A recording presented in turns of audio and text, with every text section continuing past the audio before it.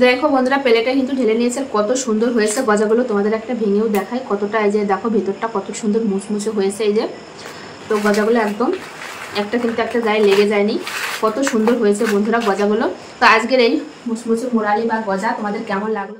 নমস্কার বন্ধুরা, তোমাদের সবাইকে অনেক অনেক স্বাগত জানাই বন্যা রান্নাঘরে। আজকে আমি তোমাদের সঙ্গে শেয়ার করবো হচ্ছে মুরালি বা গজা। অনেকেই অনেক নামে পরিচিত, অনেক জায়গায় মুরালি, আবার অনেক জায়গায় গজা নামে পরিচিত। সেটাই কিন্তু বাড়িতে বানাবো, খুব অল্প উপকরণে কিন্তু এটা বানিয়ে তোমরা 2 থেকে 3 মাস সংরক্ষণ করে রাখতে পারবে। যে সময় মন চায় সেই সময় কিন্তু বের করে খেতে পারবে। যে সকল বন্ধুরা নতুন ফেসবুক থেকে দেখলে অবশ্যই পেজটি ফলো করবে, আর ইউটিউব থেকে দেখলে অবশ্যই চ্যানেলটি সাবস্ক্রাইব করবে। তো চলো শুরু করি কিভাবে আমি এই গজাটা বানাই।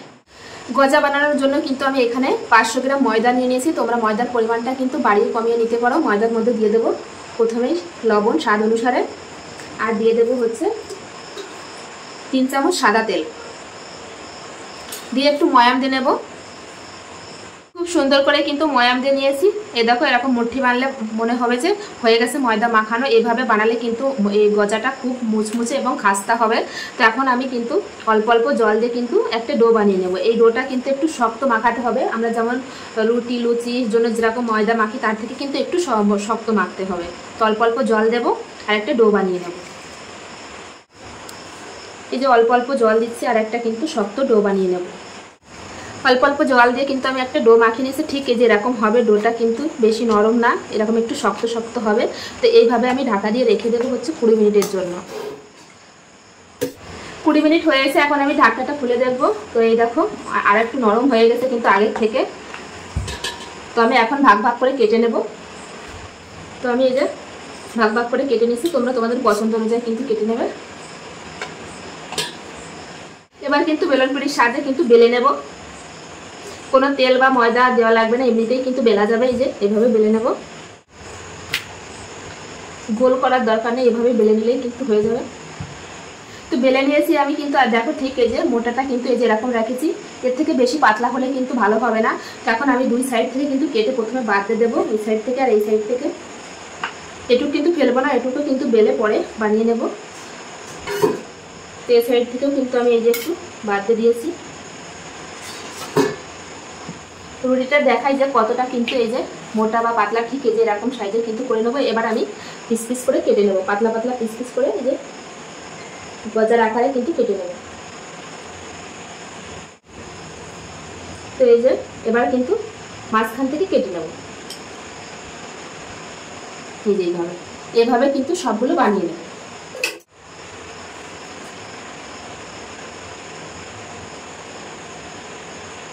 এভাবে তুলে নেবো। এই যে একইভাবে বাকি যেটুকু রুটিটুকু আছে একইভাবে কিন্তু কেটে নেব।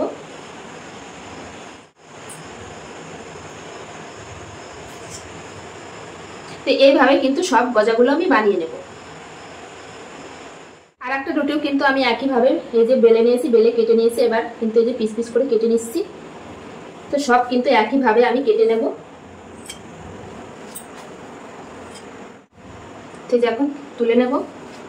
এটা কিন্তু তেলের ভিতর দিলে এমনি আপনি ছাড়িয়ে যাবে। এই যে এই সাইডে কিন্তু গ্যাসের উপর কড়াই বসিয়ে দিয়েছি। কড়াই কিন্তু খুব ভালোভাবে গরম হয়ে গেছে গজাগুলো ভাজার জন্য। এখন কিন্তু তেল দিয়ে দেবো, সাদা তেল। তেল কিন্তু হালকা গরম হয়ে গেছে, একদম কিন্তু টক দিয়ে গরম করা যাবে না। এখন কিন্তু এই তেলের ভিতর এই গজাগুলো আমি একটা একটা করে ছেড়ে দেবো।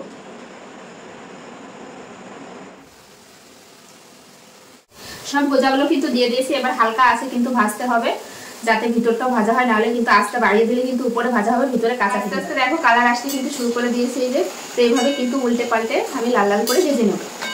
গজাগুলো কিন্তু উল্টে পাল্টে দেখো আমি খুব সুন্দর করে ভেজে নিয়েছি। আর দেখো কত সুন্দর হয়েছে। তো এখন আমি কিন্তু তুলে নেব, তেল থেকে তুলে নেব। এর থেকে কিন্তু বেশি ভাজা হলে কিন্তু তেতো হয়ে যাবে, তখন আর খেতে ভালো লাগবে না।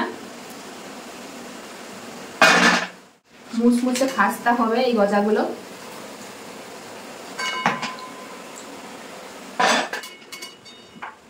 একইভাবে কিন্তু বাকি গজাগুলো আমি বানিয়ে নিয়েছিলাম। তো অর্ধেকগুলো ভাজা হয়ে গেছে, আর এই যে বাকিটা রয়েছে এগুলো কিন্তু এখন দিয়ে দেবো একবারে। তো পুরোটাই কিন্তু দিয়ে দেবো। যে এখন মনে হচ্ছে যে জড়িয়ে আছে, কিন্তু একটু পরে কিন্তু সব ছেড়ে যাবে। এই গজাগুলোও কিন্তু উল্টে পাল্টে দেখো আমি খুব সুন্দর করে ভেজে নিয়েছি। এই যে এই গজাগুলো এখন তুলে নেব। এই গজাগুলো কিন্তু তোমরা এইভাবেও খেতে পারবে, চিনির শিরায় না দিয়ে, এভাবেও ভালো লাগে। কতটা মুচমুচে হয়েছে তোমরা আওয়াজ শুনলে বুঝতে পারছো।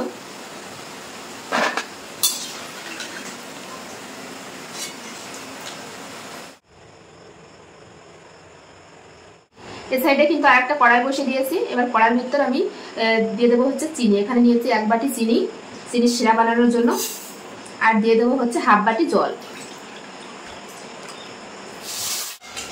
এইভাবে নেড়ে নেড়ে কিন্তু একটা চিনির শিরা বানিয়ে নেবো আমি। গজা বানানোর জন্য কিভাবে বুঝবে যে চিনির শিরাটা পারফেক্ট হয়েছে?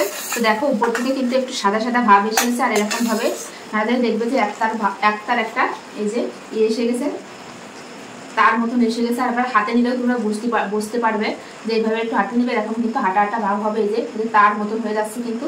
তো এইভাবে এই অবস্থায় কিন্তু এই যে ভেজে রাখা যে গজাগুলো তো আমি দিয়ে দেবো। কতটা কিন্তু দেখো মুচমুচে হয়েছে, তোমরা দেখলেই বুঝতে পারছো। এখন আমি গজাগুলো এই চিনির শিরাগুলো দিয়ে দেবো। দিয়ে কিন্তু এখন আমি চিনির শিরার সঙ্গে এইভাবে নেড়ে নেব। আস্তে আস্তে নাড়তে থাকবো।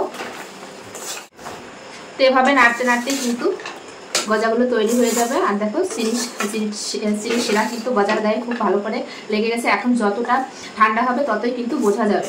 আস্তে আস্তে কিন্তু বোঝা যাচ্ছে যে চিনির গজার গায়ে চিনিটা কি সুন্দর লেগেছে। এই যে দেখো যত শুকাচ্ছে তত কিন্তু এই দেখো বোঝা যাচ্ছে। তো দেখলেই তো বন্ধুরা কত সহজ কিন্তু এই গজা বানানো। গজাগুলো তৈরি হয়ে গেছে। এখন কিন্তু গ্যাস বন্ধ করে দেবো, দিয়ে কিন্তু একটা প্লেটে আমি ঢেলে নেব। আর যত ঠান্ডা হবে ততই কিন্তু এই যে আরো সাদা সাদা হয়ে যাবে। এই যে চিনিগুলো মানে চিনি যেটা গায়ে লেগেছে, এই দেখো কত সুন্দরভাবে কিন্তু তৈরি হয়ে গেল গজাগুলো, একদম পারফেক্ট বন্ধুরা। তো গজাগুলো এখন ঢেলে নেব। কতটা মুচমুচে হয়েছে তোমরা আওয়াজ শুনলেই কিন্তু বুঝতে পারছো। দেখো বন্ধুরা প্লেটে কিন্তু ঢেলে নিয়েছে। কত সুন্দর হয়েছে গজাগুলো, তোমাদের একটা ভেঙেও দেখায় কতটা। এই যে দেখো ভেতরটা কত সুন্দর মুচমুচে হয়েছে। এই যে তো গজাগুলো একদম একটা কিন্তু একটা গায়ে লেগে যায়নি, কত সুন্দর হয়েছে বন্ধুরা গজাগুলো। তো আজকের এই মুচমুচে মোরালি বা গজা তোমাদের কেমন লাগলো বন্ধুরা অবশ্যই কমেন্টে জানাবে। ভালো লাগলে অবশ্যই লাইক কমেন্ট শেয়ার করবে। শেয়ার করে কিন্তু নতুন বন্ধুদের দেখার সুযোগ করে দেবে। এরকম নিত্য নতুন ভিডিও দেখতে হলে অবশ্যই বন্যা রান্নাঘর চ্যানেলটি সাবস্ক্রাইব করবে। আর যারা ফেসবুক থেকে দেখছে তারা পেজটি ফলো করবে। তো কেমন লাগলো এই রেসিপিটা অবশ্যই কিন্তু কমেন্ট করতে ভুলবে না বন্ধুরা। তোমরা কিন্তু বাড়িতে এটা বানিয়ে কিন্তু 2 থেকে 3 মাস একটা ডিব্বার ভিতরে ভরে রেখে খেতে পারবে। যে সময় মন চাবে সে সময় কিন্তু বের করে খেতে পারবে বন্ধুরা। তো আমি তো প্রায় মাঝে মাঝে বানাই আমার বাচ্চাদের জন্য। তো ভাবলাম আজকে তোমাদের সঙ্গে শেয়ার করি। কেমন লাগলো অবশ্যই কিন্তু কমেন্টে জানিও। তো চলো এখানে ভিডিওটি শেষ করছি। আবার দেখা হচ্ছে নতুন কোনো রেসিপির সঙ্গে। ততক্ষণের জন্য বাই। সবাই ভালো থেকো, সুস্থ থেকো।